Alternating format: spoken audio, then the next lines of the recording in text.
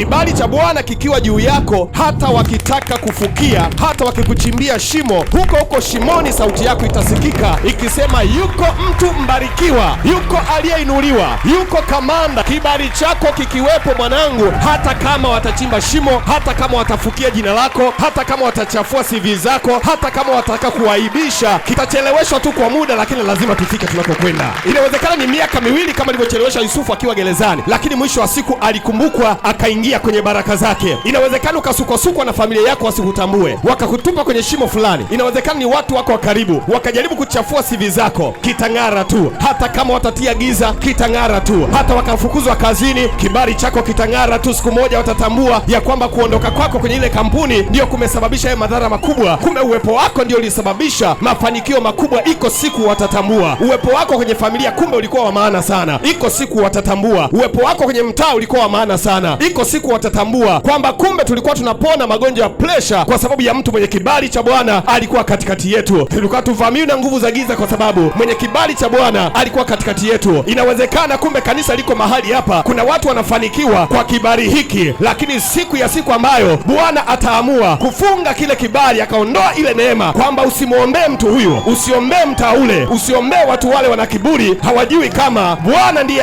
anayewafanikisha. Kibali cha Bwana cha mahali hapa ndicho kinachowapa kujenga, ndicho kinachowapa mafanikio, ndicho kilichoondoa kensa, ndicho kilichoondoa sukari, ndicho kilichoondoa presha. Mungu amekupa neema ya kuwepo mahali hapa. Chini ya Healing Center kipo kibali cha Bwana. Ninakutangazia kuna kibali cha Bwana. Haujaja mahali hapa kwa bahati mbaya. Kipo kibali cha Bwana. Mahali ambapo ulishindwa kupenya, na kutangazia unakwenda kupenya. Mahali ambapo nyayo zako hazikwenda, ninakutangazia nyayo zako zitapiga hatua. Mahali ambapo alidaiti kuondoa kibali chako kwa kuchukua nyayo zako, Bwana anakwenda kurejesha, anakwenda kufanya mapya. Kuanzia leo kuna mambo mapya anakwenda kufanyika. Usivunjike moyo, usikate tamaa. Yuko Bwana anayetufanyia nafasi, anakwenda kutufanyia nafasi, na itajulikana kwa jina la Yesu wa Nazareti aliye hai.